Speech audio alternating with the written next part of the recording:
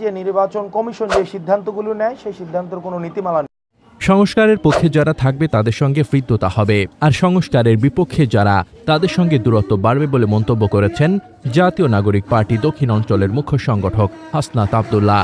সংস্কারের পক্ষে যারা থাকবে তাদের সাথে হচ্ছে আমাদের এনসিপির হচ্ছে একটা হৃদ্যতাপূর্ণ সম্পর্ক থাকবে, আর সংস্কারের বিপক্ষে যারা অবস্থান নেবে এনসিপির সাথে তাদের দূরত্ব তৈরি হবে। শুক্রবার সকাল 10:30টার দিকে পিরোজপুর উপজেলা পরিষদ মিলনায়তনে এনসিপির জেলা সমন্বয় সভা শেষে সাংবাদিকদের সঙ্গে আলাপকালে মন্তব্য করেন তিনি। বিএনপি ও জামায়াতের সঙ্গে কোনো দূরত্ব তৈরি হয়েছে কিনা এমন প্রশ্নে এনসিপির এই নেতা না সূচক জবাব দেন। যে বিএনপি এবং জামাতের সাথে যে দূরত্ব তৈরি হয়েছে যেটি বলছেন সেটি সত্য নয়। আমরা যে বিষয়টি হচ্ছে ক্রিয়াশীল বাংলাদেশে যে রাজনৈতিক দলগুলো রয়েছে তাদের সাথে সবার সাথে প্রত্যেকটি রাজনৈতিক দলের ওয়ার্কিং রিলেশন থাকে। সংস্কারের পক্ষে যারা অবস্থান নেয় এবং হচ্ছে আমরা দেখেছি যে বিভিন্ন সময়ে আমরা যে সংস্কার প্রস্তাবনা দিয়েছি সেটির সাথে কখনো আমরা দেখেছি জামাত একমত হয়েছে, আবার কখনো কখনো তারা তাদের অবস্থান পরিবর্তন করেছে। একই জিনিস আবার বিএনপির ক্ষেত্রেও হয়েছে। তো সেই জায়গায় যখন জামাত আমাদের সংস্কার প্রস্তাবনাগুলোকে আমাদের মৌলিক জায়গাগুলোকে এগিয়ে নিয়ে গিয়েছে তখন মনে হয়েছে জামাতের সাথে আমাদের হয়তো হৃদ্যতা রয়েছে, আবার একই জিনিস বিএনপির ক্ষেত্রেও হয়েছে। বিষয়টি মোটেও এমন না। আওয়ামী লীগের সঙ্গে জাতীয় নাগরিক পার্টির সমঝোতার প্রশ্ন অবান্তর বলে মন্তব্য করেছেন দলটির দক্ষিণ অঞ্চলের মুখ্য সংগঠক হাসনাত আব্দুল্লাহ। দেখেন, বাংলাদেশে আওয়ামী লীগ হচ্ছে একটি dead chapter. Awami League case gone. তো আওয়ামী লীগকে আসলে এখন আর প্রাসঙ্গিক নেই। আমরা আওয়ামী লীগকে বাদ দিয়ে বাংলাদেশে এগিয়ে যাচ্ছে এবং বাংলাদেশের আসলে পুনর্গঠন সেদিন থেকে সম্ভব হয়েছে। এই যে আমাদের ক্রিয়াশীল রাজনৈতিক দলগুলো আমাদের এক টেবিলে বসে আলোচনা করছে, শুধু এই কারণে আলোচনা করতে পারছে কারণ আওয়ামী লীগ নেই। তো বাংলাদেশের রাজনীতি পুনর্গঠন সেই দিন থেকে শুরু হয়েছে যেদিন আওয়ামী লীগ।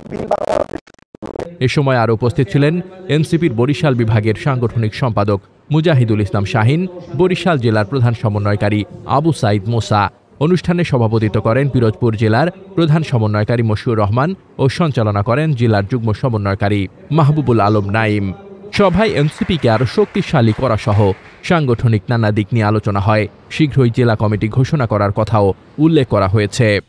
যে নির্বাচন কমিশন যে সিদ্ধান্তগুলো নেয় সেই সিদ্ধান্তের কোনো নীতিমালা নেই।